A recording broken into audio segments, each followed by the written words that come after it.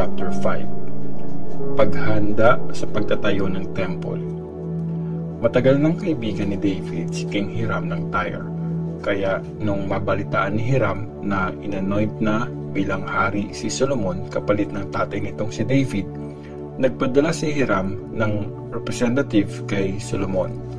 Pinasabi ni Solomon kay Hiram, alam na alam niyong hindi nakapagpatayo ng temple ang tatay kong si David para kay Lord na Diyos niya. Kasi marami siyang hinarap na gera dahil sa mga kaaway na nakapalibot sa kanya. Kaya di niya naumpisahang gawin ito hanggang sa panalunin siya ni Lord laban sa kanila. Pero ngayon, binigyan na ako ni Lord ng aking Diyos ng kapayapaan sa buong kaharian. Wala na akong kaaway o inaalalang panganib. Kaya balak kong magtayo ng temple para kay Lord na aking Diyos. Gaya ng sabi ni Lord sa tatay kong si David, ang anak mong gagawin kong hari kapalit mo ang magtatayo ng temple kung saan ako i-worship. Kaya please, magpaputol kayo ng mga puno ng cedar sa Lebanon para sa akin. Tutulong ang mga tauhan ko sa mga tauhan nyo. Babayaran ko ang mga tauhan nyo sa halagang isaset nyo. Kasi alam nyo namang di kami marunong pumutol ng mga puno na gaya nyong mga taga-Sidon. Tuwang-tuwa si Hiram nang marinig niya ang request ni Solomon at sinabi, purihin ngayon si Lord na nagbigay kay David ng matalinong anak para mag-lead sa malaking bayang ito. Kaya pinasabi ni Hiram kay Solomon, nakarating sa akin ang pinapasabi mo. Handa kong ibigay ang kailangan mong cedar at iba pang mamahaling kahoy. Ito ang gagawin ko. Dadalhin ng mga tauhan ko ang mga kahoy mula sa Lebanon hanggang sa dagat. Gagawin nila itong mga balsa at papalutangin papunta sa lugar na ituturo mo. Doon nila tatanggalin ang pagkakatali ng mga kahoy para kunin ang mga tauhan mo.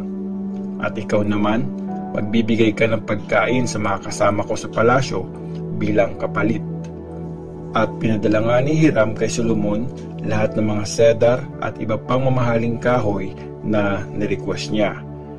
Binigyan naman ni Solomon si Hiram ng 200,000 na kaba ng wheat bilang pagkain para sa mga tao sa palasyo niya at 110,000 na galon ng purong olive oil.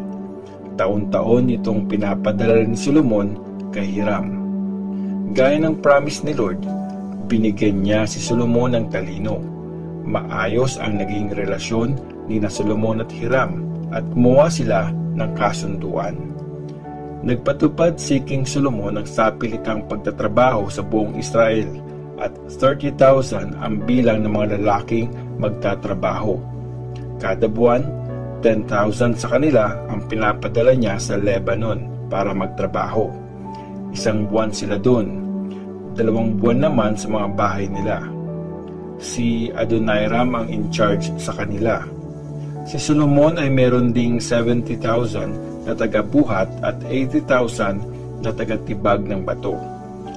Bukod pa sa 3,300 na supervisor sa trabaho at mga trabahador. Inutos ni King Solomon na tumibag sila ng malalaki at magagandang uri ng bato para maging pundasyon ng temple. Ang mga trabahador ni na Solomon at Hiram at mga taga-city ng Biblos ang tumibag ng mga bato at naghanda ng mga kahoy para itayo ang temple. 1 Kings Chapter 6. Pinatayo ni Solomon ang temple. 480 years mula nung umalis ang mga Israelites sa lupain ng Egypt. Sa pang-4 na taon ng paghahari ni Solomon sa Israel, sa buwan ng Zib na pangalawang buwan, sinimulan niya ang pagpapatayo ng temple ni Lord. Ang temple na pinatayo ni Solomon para kay Lord ay 27 meters ang haba, 9 meters ang lapad at 13.5 meters ang taas. Ang haba ng kwartong pasukan sa harap ng temple ay kapantay ng lapad ng temple, 9 meters at 4.5 meters naman hanggang sa harap ng temple.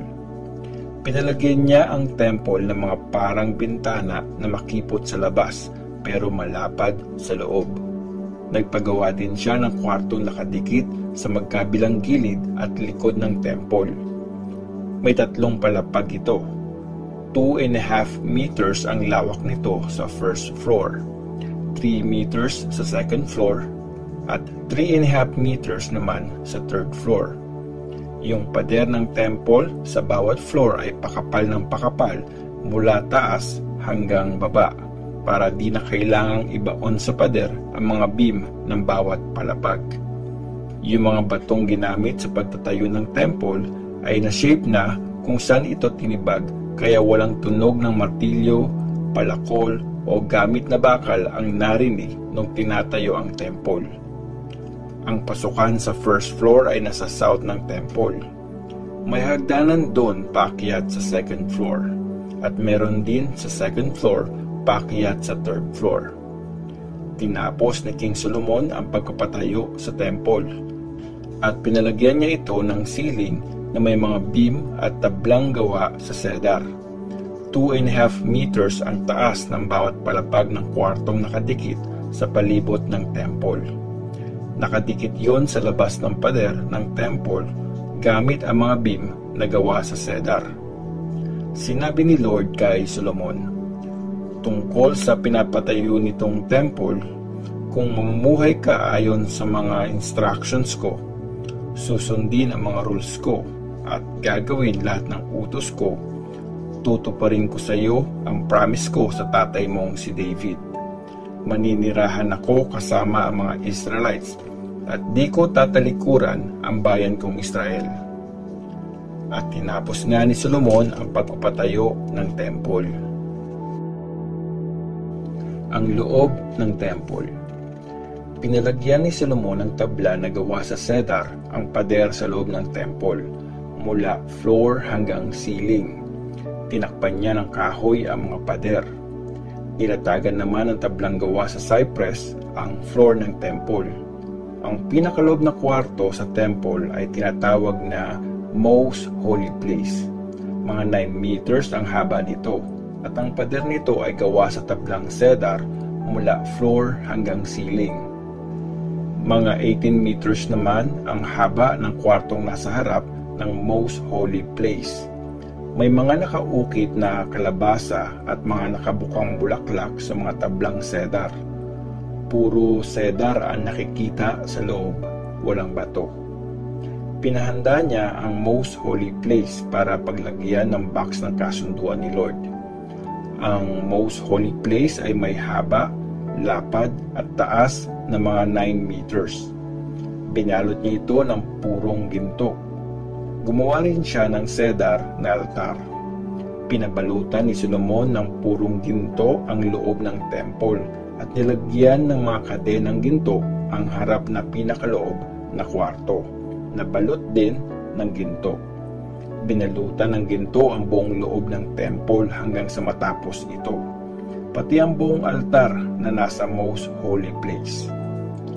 Nagpagawa siya sa Most Holy Place ng 2 cherubim mula sa kahoy ng olive. 15 feet ang taas ng mga ito. 7.5 feet ang haba ng mga pakpak nito, kaya 15 feet ang sukat mula sa magkabilang dulo ng mga pakpak. 15 feet ang sukat ng cherubim. Magka-size at magka-shape ang 2 cherubim. Parehong 15 feet din ang taas nila. Pinalagay niya na magkatabi ang mga cherubim sa Most Holy Place. Nakabuka ang mga pakpak ng mga cherubim kaya abot sa magkabilang pader ang isang pakpak ng bawat isa. At magkadikit naman ang mga pakpak nila sa gitna ng kwarto. Pinabalutan niya ng ginto ang mga cherubim. Nagpaukit siya ng mga cherubim, mga palm tree at mga nakabukang bulaklak sa lahat ng pader sa Most Holy Place at sa kwarto sa harap nito. Yung sahig sa pinakaloob na kwarto at sa kwarto sa harap nito ay binalutan ng ginto. Pinalagyan niya ng 2 pintong gawa sa kahoy ng olive ang pasukan ng Most Holy Place. May 5 frame ang pasukan nito at may suporta ang mga ito. May nakaukit sa 2 pinto na mga cherubim, mga palm tree at mga nakabukang bulaklak. Binalutan ang mga ito ng ginto, pati na ang mga nakaukit na kerubim at palm tree. Pinalagyan din niya ng mga door frame na rectangle na gawa sa kahoy ng olive, yung pasukan ng kwartong nasa harap ng most holy place. Gawa sa cypress ang dalawang pinto nito na parehong na-fold. May nakaukit din dito ng mga kerubim, mga palm tree at mga nakabukang bulaklak. Pantay ang pagkakalapat ng gintong pumabalot sa mga ito. Nagpatayo siya ng courtyard sa loob sa harap ng temple. Napapaligiran ito ng mga pader na gawa sa isang layer ng cedar na beam kada 3 layer ng bato. Sa pang-4 na taon ng paghahari ni Solomon noong buwan ng Zib na pangalawang buwan, nilagay ang pundasyon ng temple. Sa pang-11 na taon ng paghahari ni Solomon sa buwan ng Bul na pang-8 buwan, natapos ang lahat ng parte ng temple ayon sa plano. 7 years itong pinatayo.